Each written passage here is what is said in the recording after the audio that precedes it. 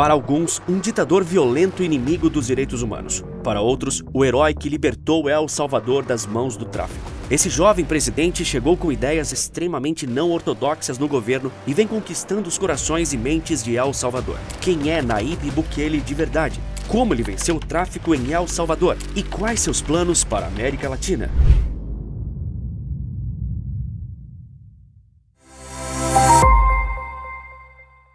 El Salvador é uma pequena república na América Central, e até 2018, a única coisa pela qual ele era conhecido era por ser um país pequeno com um problema de violência enorme. El Salvador tem uma história instável e bem sangrenta, mas também um pouco semelhante à do Brasil. O pequeno país foi durante muito tempo uma ditadura militar impiedosa que servia os interesses de um clique de grandes donos de terras e das famosas companhias de frutas dos Estados Unidos que exerciam grande influência política na América Central. O governo era apoiado pelos Estados Unidos da América, pois o interesse das terras do tio Sam era expulsar a influência soviética e comunista do local. As guerrilhas armadas e treinadas pelos soviéticos continuavam suas campanhas de terror e propaganda contra as campanhas de terror e propaganda da ditadura militar. E é claro que o povo lavrador foi pego no meio dessa disputa e acabou sofrendo as piores consequências. Só no fim dos anos 80, a hegemonia militar nas urnas seria interrompida por um presidente civil, mas ali as coisas já não voltariam para o normal.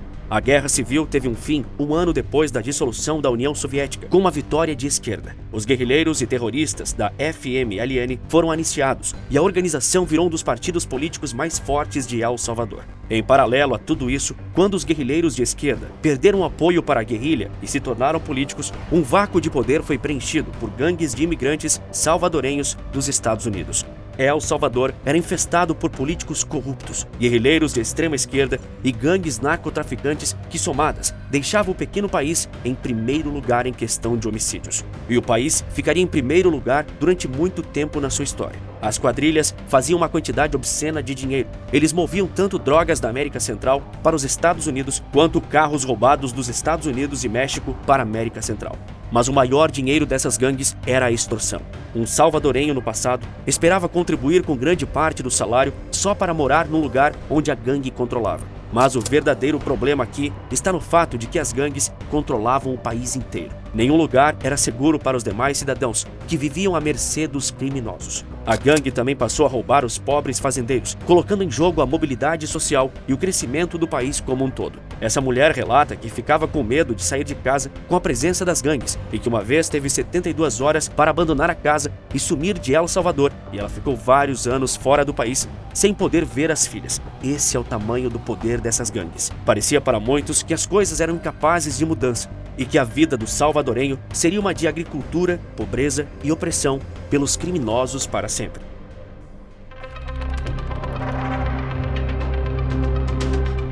Nayib Bukele é uma figura nova na história salvadorenha. Filho de imigrantes da Palestina, Nayib teve uma infância e juventude boa nos bairros ricos de San Salvador. Ele cresceu em uma das escolas de maior prestígio do país e hoje muitos de seus colegas de classe compõem seu governo. Quando jovem, começou sua vida profissional como um publicitário em uma das empresas do pai e rapidamente fez carreira em outras empresas do país. As empresas onde Nayib trabalhava eram responsáveis pela imagem do principal partido de esquerda socialista do país, o FMLN. E dado que antes de ser partido, esse grupo de pessoas eram guerrilheiros de extrema esquerda, a transição do passado terrorista para o presente republicano foi um grande desafio para a imagem pública.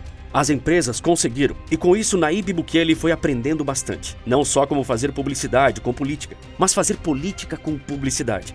E essa viria a ser sua marca registrada no futuro.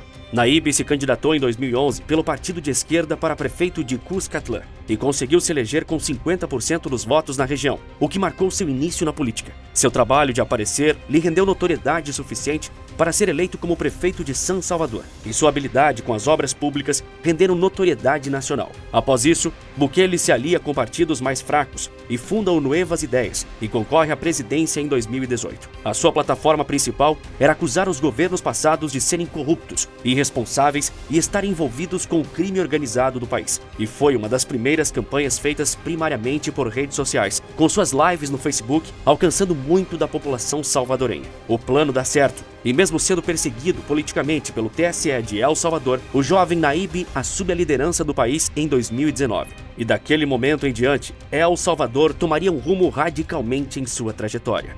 Para entender como Naíbe ficou tão popular, precisamos primeiro entender a plataforma dele. Ele se elegeu rompendo com a direita corrupta, mas se aliando com uma minoria de direita democrática e protestando contra seu antigo partido, o FMLN. Assim, ele se popularizou como político contra a corrupção. E isso foi muito bem visto pelos salvadorenhos. Isso porque, bem parecido com outros países da América Latina, as gangues de El Salvador eram muito favorecidas pela corrupção no governo. E assim, Naíbe conseguiu um apoio esmagador em sua primeira eleição para presidente.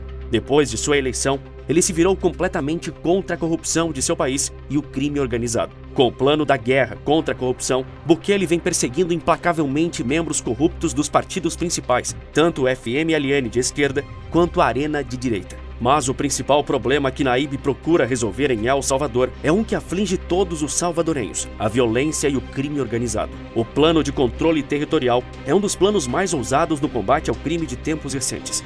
Numa tentativa de diminuir a incidência de crimes e reduzir o número de homicídios no país, líder em homicídios per capita do mundo, o governo de Naíbe tomou medidas mais drásticas do que se pensava, e uma guerra contra o narcotráfico foi travada no país. Ele mobilizou tanto o exército quanto a polícia e equipou os dois com armamento pesado e moderno. A investida no crime foi severa, e o plano de controle territorial devolveu de ano a ano mais controle do país de volta nas mãos do governo. O plano foi um sucesso completo em questão de números. El Salvador passou de um país com mais homicídios no mundo para taxas normais e até exemplares se comparadas com outros países caribenhos e da América Central. Com todo esse esforço e um empréstimo americano de 109 milhões, o governo salvadorenho deu um golpe duro nas gangues e criminosos do país, e a população aplaudiu de pé os esforços da polícia, que agora, desinibida, caça os bandidos com muito mais liberdade. Mas os aplausos do povo não continuaram por muito tempo. Em 2022, as gangues Mara Salvatrucha e Gangue da Rua 18, respectivamente, a maior e segunda maior gangue de El Salvador, mataram 62 pessoas numa ação coordenada pelo país em retaliação às ações do presidente. As gangues só pararam com uma ameaça de que, ao invés do tratamento privilegiado dos líderes presos nas prisões, os membros das gangues ficariam sem comer se o terrorismo continuasse. E então teve fim o dia mais sangrento de El Salvador desde a Guerra Civil. Porém, se as gangues queriam parar Naíbe com essa ação, eles acabaram jogando muito mal. A opinião pública sobre o novo presidente melhorou muito e deu a ele uma oportunidade de ouro. Ele declarou um estado de emergência e uma caçada aos terroristas. E a partir daquele dia, em El Salvador, todo membro de gangue é tratado como um terrorista. Isso significa que a polícia não precisa de mandado para prender, que os presos não têm direito à ampla defesa e que não têm direito a um advogado. Essas atitudes são todas consideradas claras violações contra os direitos humanos, contudo, nos olhos do governo, necessárias para a manutenção da paz. Os esforços em direção à paz continuaram quando o presidente terminou a construção do maior presídio da América. O Centro de Confinamento para Terroristas é a maior mega prisão das Américas. Comportando mais de 70 mil presos, esse complexo de segurança máxima possui algumas das práticas mais questionáveis em questão de direitos. E desde o começo da guerra contra o terrorismo, a prisão tem lotado em um tempo assustadoramente rápido. A estratégia de Naíbe Bukele e sua guerra contra o terrorismo das gangues vem dado muito certo, tanto para a segurança quanto para suas ambições políticas. Antes, El Salvador se contentava com 71 mortes por 100 mil habitantes. Agora, são por volta de 17. Uma queda significativa no número de mortes no país e o público o adora por isso. Em El Salvador, o regime de Naíbe tem uma aprovação massiva da população. Muitas das medidas dele são populares e aplaudidas pelo povo, mesmo que criticadas por agências de direitos humanos. Mas independente das críticas, ele garantiu esse ano sua reeleição. Antes mesmo do término da apuração, ele já teria garantido sua vitória com uma maioria esmagadora. Em seu discurso ele afirmou: mais de 85% dos votos. E não só ganhamos a presidência, mas ganhamos a Assembleia Legislativa com pelo menos 58 dos 60 deputados. Uma curiosidade é que El Salvador não permite reeleição. Bukele precisou modificar a Constituição do país para que pudesse se candidatar novamente e manter seu poder. Isso foi mais que suficiente para se tornar mais um argumento para sua oposição. Todos aqueles que criticam o presidente de El Salvador têm suas opiniões bem destacadas, ao dizer que ele é um grande ditador. Mas lembra que disse que Naíbe aprendeu, acima de tudo, a fazer política com publicidade? Ele adotou o termo pejorativo e se autodeclara o ditador mais legal do mundo, tornando esse seu título uma de suas formas de propaganda. Entretanto, o rótulo de ditador, por mais que seja o tom de brincadeira, tem um fundo de verdade, e os salvadorenhos sabem bem disso. Será que essa moda de totalitarismo e o combate severo ao crime organizado se espalhará pelo mundo?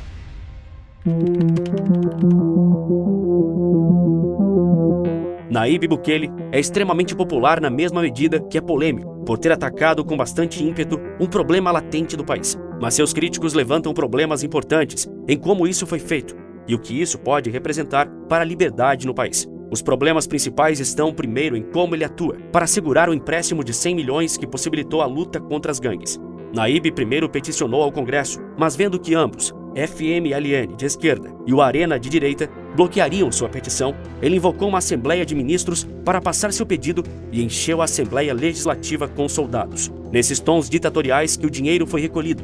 Isso foi quase um autogolpe, mas o governo permaneceu. Nas eleições de 2021, para representantes do equivalente do Congresso deles, Nayib conseguiu muitos aliados e passou a ultrapassar e muito a jurisdição de seus poderes. Podemos ver que, apesar da parte do voto, a justiça e as leis estão quase todas nas mãos dele e o corpo judiciário tem dificuldades em estabelecer sua autoridade dentro do país. Porém, talvez a parte mais controversa e triste das ações de Nayib seja seu plano mais conhecido. Quando ele lançou a guerra ao terrorismo, ele dizia que 70 mil membros de gangue estavam à solta aterrorizando El Salvador. E graças à política de onipotência policial e falta de direitos humanos, as prisões estão sendo feitas diariamente sem discriminação. Isso levou a 75 mil presos até os dias de hoje. E segundo relatórios da própria polícia, 45 mil membros de gangue ainda estão soltos. Mas se mais da metade dos presos, por ser parte de gangue, não são de gangue, quem são essas pessoas? A resposta talvez você já saiba. São inocentes, pessoas das partes mais pobres da sociedade que não têm direito de se defender graças ao estado de exceção. E isso está condenando diversos cidadãos às mesmas condições que membros de gangues perigosas no complexo de cadeias mais cruel das Américas. Hoje, são várias as passeatas por liberdade de pessoas inocentes. E as filas para pedir investigação para a Procuradoria-Geral da Defesa dos Direitos é o único órgão onde as pessoas podem ouvir falar de seus entes queridos presos, supostamente por engano, nessa ação do presidente. Mas mesmo com essa desaprovação, ele tem muitos apoiadores, mesmo fora de El Salvador. Qual o real impacto de Nayib Bukele na política internacional?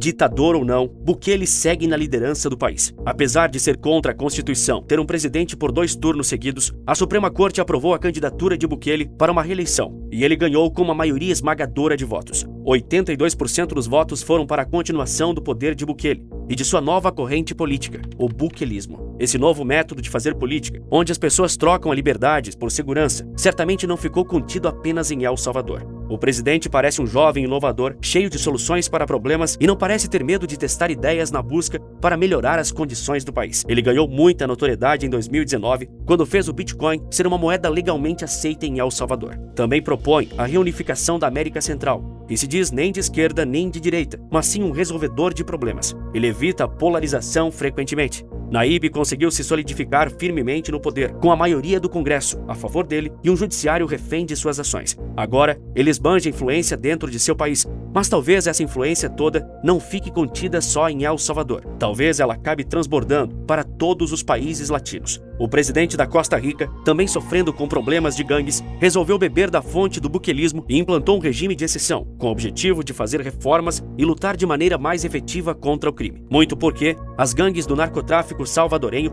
estão agora vazando para os vizinhos, e isso está os forçando a aumentar o ataque contra a bandidagem.